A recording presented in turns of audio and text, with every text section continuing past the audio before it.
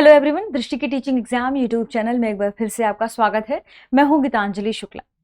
जैसा कि आप सभी जानते हैं, हम यहाँ दिल्ली अधीनस्थ सेवा चयन बोर्ड यानी DSSB के ज्योग्राफी सेगमेंट पर चर्चा कर रहे हैं। यानी इसके सिलेबस में मेंशन जो भूगोल से संबंधित टॉपिक हैं, जो आपकी परीक्षा की तैयारी के लिहाज से इंपॉर्टेंट हो सकते हैं, उन टॉपिक्स के कंसेप्ट क्या है, उनके कंसेप्ट के साथ साथ उनसे रिलेटेड कौन कौन से महत्वपूर्ण फैक्ट हैं जो आपकी परीक्षा के लिए इंपॉर्टेंट है या आपको उन्हें जानना चाहिए, उनके बारे में हम यहाँ चर्चा करते हैं। ठीक है, तो बेसिकली ज्योग्राफी के जो सिलेबस है उस टॉपिक के कंसेप्ट एंड उनके कुछ फैक्ट, ठीक है, ये चीजें हम यहाँ जानते हैं और इसी आधार पर हमने ज्योग्राफी के कई टॉपिक्स कवर कर रखे हैं। ध्यान रखिएगा आपके DSSB वाले सिलेबस में ही। ठीक है, जैसे सौरमंडल, पृथ्वी की घूर्णन गति, परिक्रमण गति, ठीक है, ऋतुओं में परिवर्तन कैसे होता है, अक्षांशीय रेखाएं क्या हैं, देशांतरी रेखाएं क्या हैं,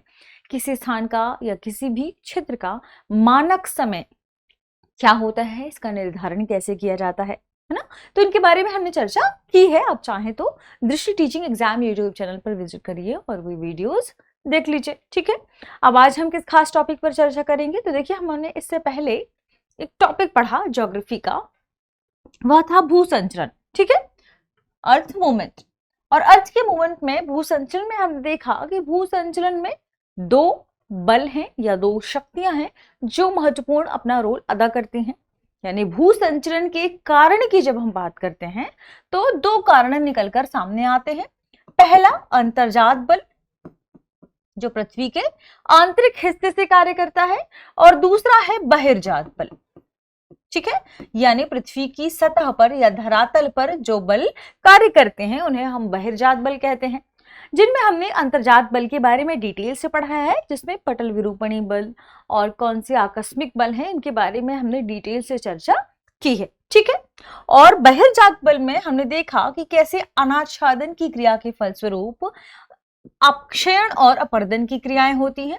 अपक्षयण और अपर्दन की क्रियाओं के फलस्वरूप हमने देखा कि अपर्दन के माध्यम से कैसे नए नए जो स्थल स्वरूप है उनका फॉर्मेशन होता है। हमें पर्वत, पठार और मैदानों के बारे में चर्चा करने की बात कही थी, जिसमें से पर्वत और पठार पर हमने डिटेल से चर्चा की है।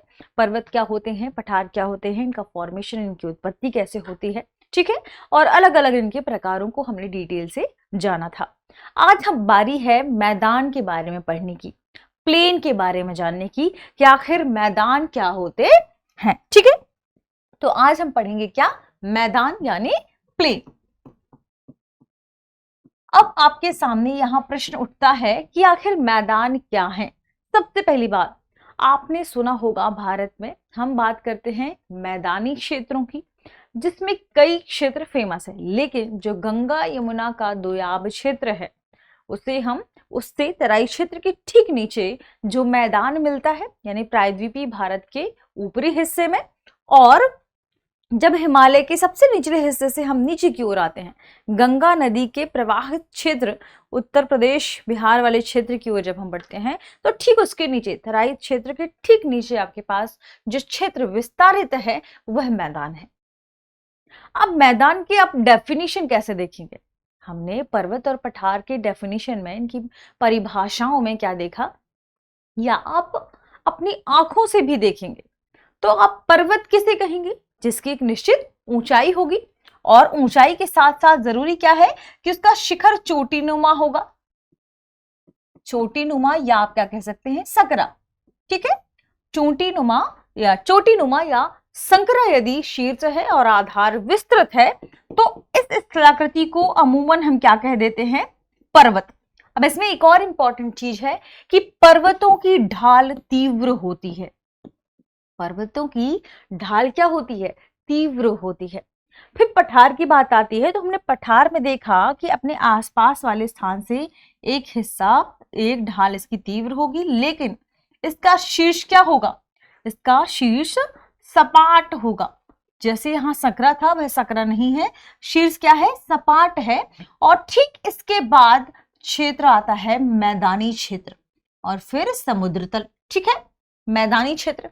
तो मैदानी क्षेत्र क्या है, यह जो हिस्सा आपको देखने को मिल रहा है यह दरअसल मैदानी क्षेत्र है। तो यदि हम हमारे इन स्थल स्वरूपों की बात करें, उच्चावचों की बात करें, तो द्वितीय श्रेणी के उच्चावचों में पठार के साथ साथ जो सबसे महत्वपूर्ण क्षेत्र है वह है मैदान, वह है प्लेन, मैदान। ठीक है, उसे आप क्या कहेंगे? उसे आप प्लेन या मैदान कहेंगे। ठीक, इस तरीके से हमने डिफाइन की किसके बारे में? मैदान के बारे में। अब यदि आपसे मैदान की डेफिनेशन पूछी जाए, एग्जैक्ट शब्द पूछे जाएं कि मैदान दरअसल है क्या, मैदान में आपने क्या देखा कि मैदान वह स्थलखंड है या स्थलखंड का वह भाग है जो समतल एवं सपाट है। तो इसके लिए जो शब्द इंपॉर्टेंट आपको निकल कर सामने आ रहे हैं आपके सामने, वे क्या कि मैदान की खास विशेषताओं में एक यह चीज शामिल है कि मैदान स्थलखंड का वह भूभाग है या मैदान वह हिस्सा होता है जो समतल एवं सपाट होता है। तो आपको मैदान के बारे में दो शब्द याद रखने हैं, एक तो पहला समतल और दूसरा सपाट। यहां पर ढाल की तीव्रता का कोई मतलब नहीं है। ठीक है, ध्यान रखिएगा। जहां हमने पर्वत के बारे में पढ़ा, मेज की तरह सपाट, हमने शीर्ष वाले हिस्से की बात कही, यह क्या था? यह था पठार। और फिर हमने देखा मैदान के बारे में, मैदान यानी स्थलखंड का वह भूभाग जो क्या है? समतल एवं सपाट, उसे हमने मैदान कह दिया। तो समतल तथा विस्तृत खंड, कौन सा समतल विस्तृत खंड? जो सागर तल से लगभग 150 मीटर 150 मीटर तक क्या हो? ऊंचा हो, यानी वह विस्तृत खंड, स्थल का वह विस्तृत सपाट और समतल खंड जो सागर तल से लगभग 150 मीटर तक ऊंचा हो, वह मैदान कहलाता है। खास विशेषताओं में ध्यान रखिएगा कि स्थलखंड का वह हिस्सा समतल और सपाट होना चाहिए। ठीक है, ये द्वितीय श्रेणी के उच्चावचों में सर्वाधिक महत्वपूर्ण है।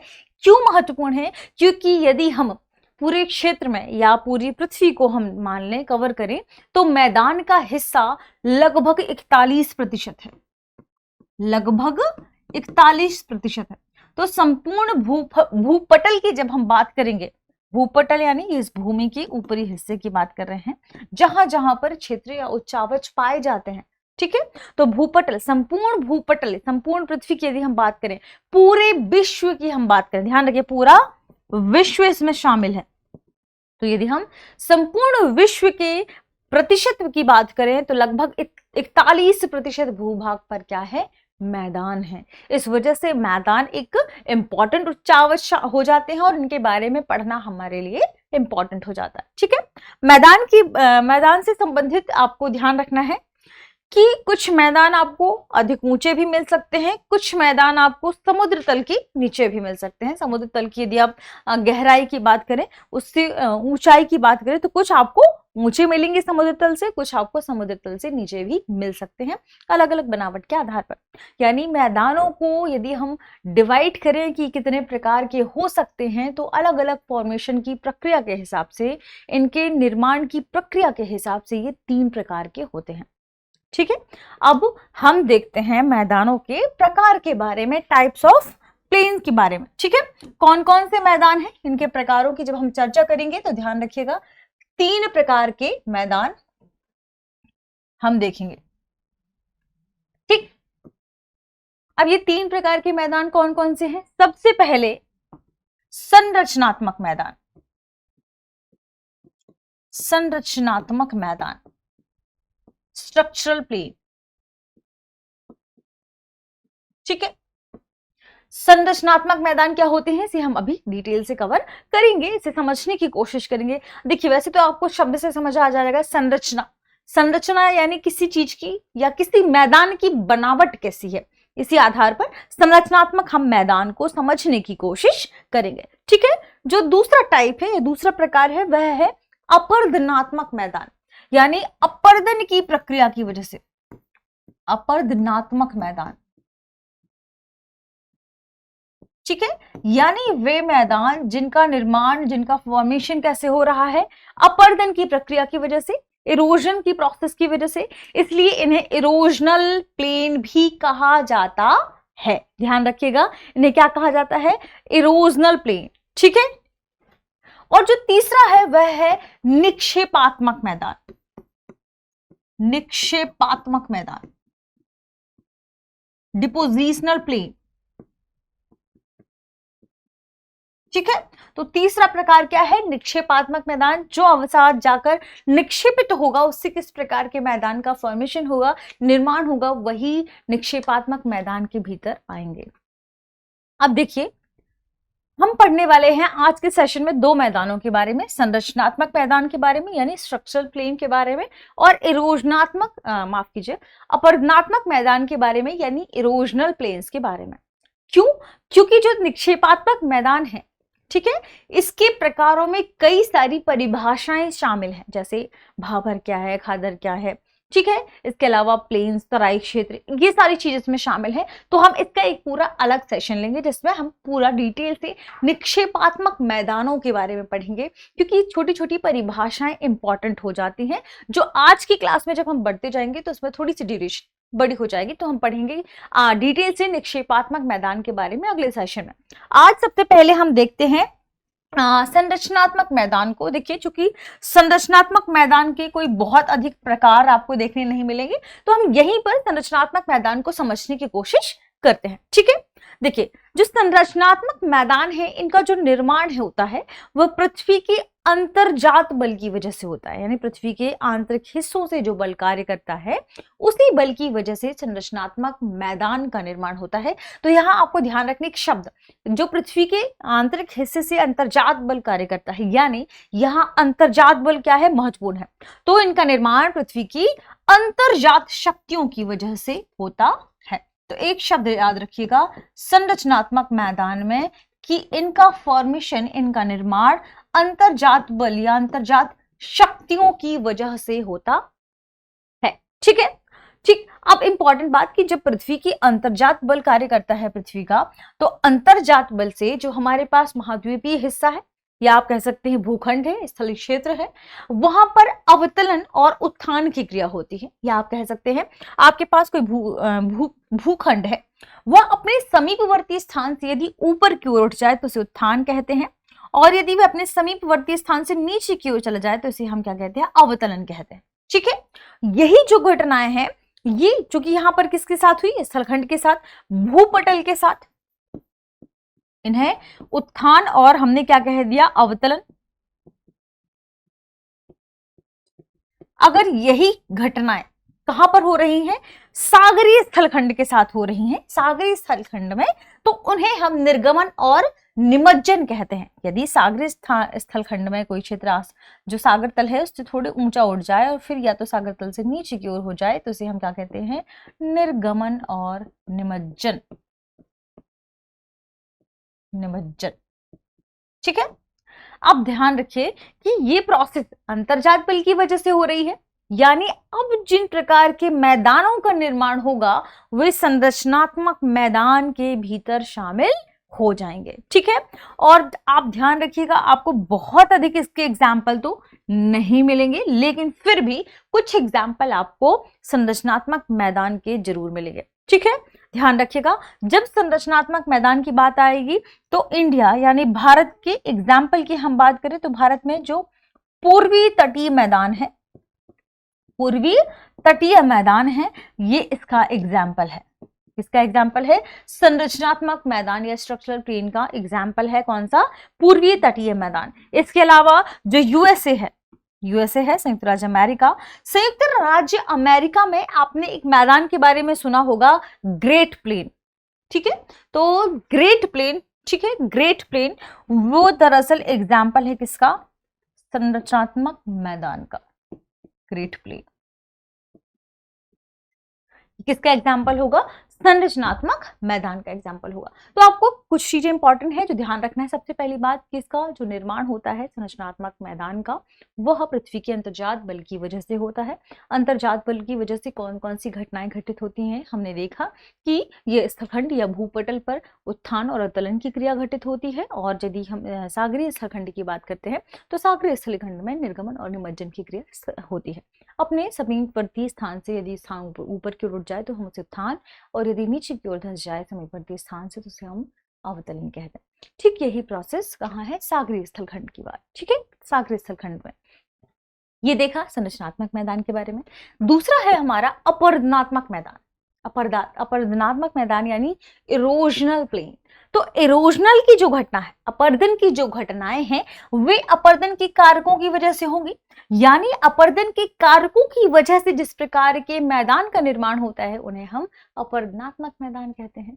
तो अपरदन के कारक में क्या क्या सहायक है? जल, जिनमें नदियां शामिल हो जाती हैं, है ना। जल के साथ साथ आपने देखा होगा हिमानी भी इसमें शामिल है, आपने देखा होगा पवन भी इनमें शामिल है, और आदि। यानी अपरदन के विभिन्न कारकों के माध्यम से जिस प्रकार के मैदान का फॉर्मेशन या निर्माण होता है उन्हें अपरदनात्मक मैदान कहते हैं। और अपरदन के विभिन्न कारक जल, हिमानी, पवन आदि हैं।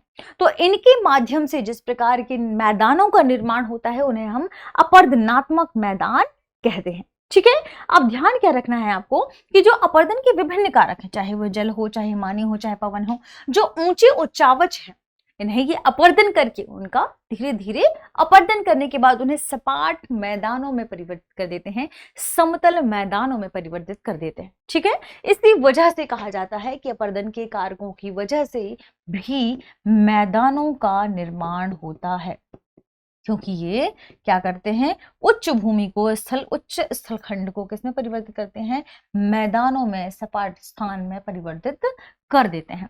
तो अब हम बात करेंगे कि अपरदन के आधार पर कितने प्रकार के मैदान देखने को मिलते हैं। ठीक है, अपरदन के आधार पर सबसे पहले अपरदन होगा किसके माध्यम से, हमने हमारे यदि हम पिछली स्लाइड में देखें तो जल यानी नदी के माध्यम से। तो नदी के माध्यम से अपरदन के द्वारा निर्मित मैदान, या आप कह सकते हैं नदी निर्मित अपरदनात्मक मैदान, है ना। क्या कह सकते हैं, नदी निर्मित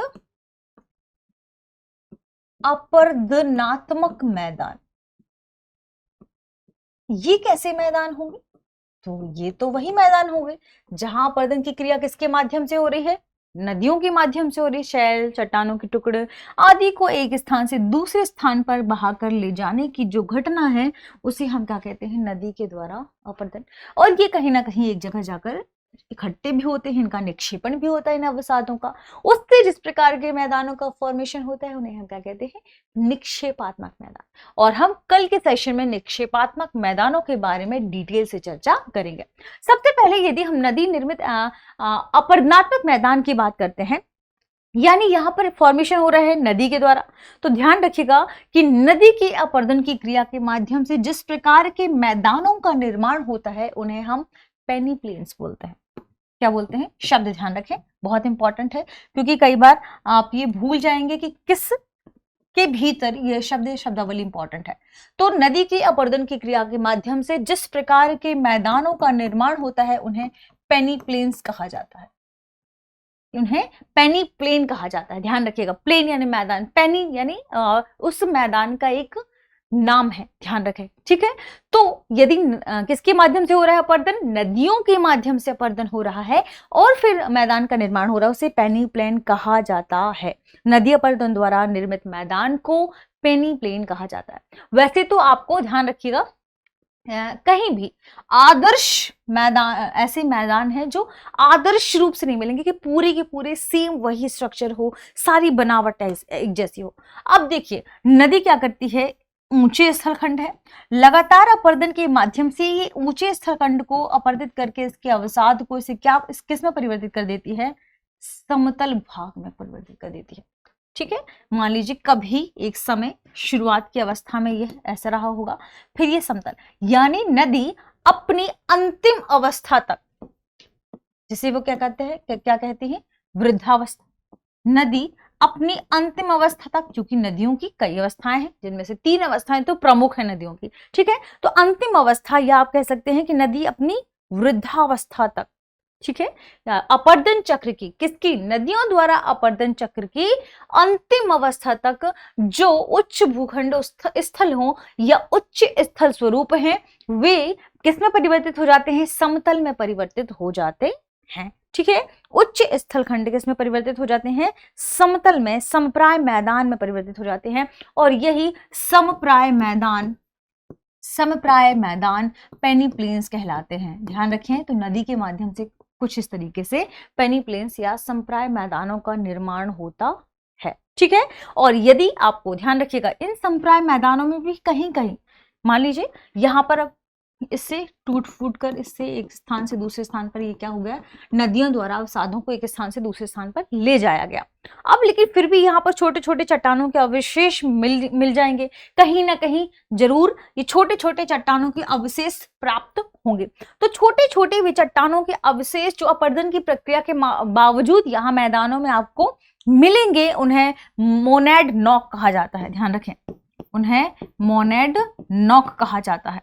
ठीक है, तो ये कुछ इंपॉर्टेंट इंफॉर्मेशन थी नदी द्वारा निर्मित पेनिप्लेन्स के बारे में, कुछ अवशेषों के बारे में। यदि देखिए, हालांकि इसका आदर्श आपको रूप नहीं देखने को मिलेगा, लेकिन फिर भी कहीं कहीं ऐसे मैदान हम उत्थित मैदान, या आप कह सकते हैं उत्थित मैदान, आपको कहीं ना कहीं सभी जगह पाए जाएंगे या मिलेंगे। जैसे हम यदि भारत की बात करें तो भारत में इसके एग्जाम्पल के तौर पर याद रखिएगा, छोटा नागपुर का पठार इसका एग्जाम्पल है। छोटा नागपुर का पठार के आसपास जो मैदानी क्षेत्र है उसे हम कहते हैं छोटा नागपुर का मैदान। तो ये नदी द्वारा निर्मित मैदानों की श्रेणी में आता है। तो छोटा नागपुर के पठार के आसपास जो मैदानी क्षेत्र है उसका फॉर्मेशन इसी के जरिए ये नदी द्वारा निर्मित अपरदन के माध्यम से ही हुआ है। ठीक है, आपने जो यूएसए वाला क्षेत्र है उसमें अपलेशियन मैदान के बारे में सुना होगा, मिसिसिपी के मैदान के बारे में सुना होगा। ये भी दरअसल नदी द्वारा अपरदन क्रिया के माध्यम से निर्मित मैदान ही है। ठीक है, दूसरा मैदान है, दूसरा प्रकार है जो इसी के भीतर आएगा, वह है हिमानी द्वारा अपरदन। तो हिमानी द्वारा अपरदन के माध्यम से, हिमानी अपरदन के माध्यम से निर्मित मैदान। ठीक है, हम सभी जानते हैं जो ऊंचे पर्वतीय क्षेत्रों में या लद्दाख वाले क्षेत्र की बात करें, हम अमेरिका के उत्तरी क्षेत्र की बात करें, उत्तरी अमेरिका के जो उत्तरी हिस्से हैं जहां पर बर्फ वगैरह पाई जाती है, तो इस बर्फीले क्षेत्र में, पर्वतीय क्षेत्र में हिमानी क्या करती है, हिम क्या करती है, अपरदन करती है। एक स्थान से दूसरे स्थान पर जब ये पूरे अवसाद को इकट्ठा करके उठाकर दूसरे स्थान पर ले जाती है, तो वहां पर जो प्लेन बचता है, ठीक है, वहां पर जो प्लेन बचता है उसे ही क्या कहते हैं, हिमानी द्वारा निर्मित मैदान या प्लेन। ठीक है, और इसकी खास विशेषता क्या है कि इसमें जो मिट्टी की परत होगी वह बिल्कुल पतली होगी। इसमें जो मैदान की जो मिट्टी की परत होगी वह क्या होगी, बिल्कुल पतली होगी। ये हिमानी द्वारा निर्मित मैदान की खास विशेषताओं में शामिल हो जाएगा। ठीक है, अब ध्यान क्या रखना है कि हम भारत की बात करें तो लद्दाख के आसपास जो मैदान पाए जाते हैं, एग्जाम्पल के तौर पर भारत में, उन्हें क्या कहा जाता है, हिमानी अपरदन के द्वारा निर्मित मैदान कहा जाता है। ठीक है, या आपको ध्यान रखिएगा इस क्षेत्र में आपको स्पष्ट रूप से क्या झीलें भी देखने को मिलेंगी। हिमानी द्वारा है, बर्फ है, तो यहाँ पर झीलें भी आपको देखने को मिलेंगी। ठीक है, तीसरा प्रकार है जो इसका है वह है पवन के अपरदन के द्वारा निर्मित मैदान। पवन अपरदन द्वारा निर्मित मैदान,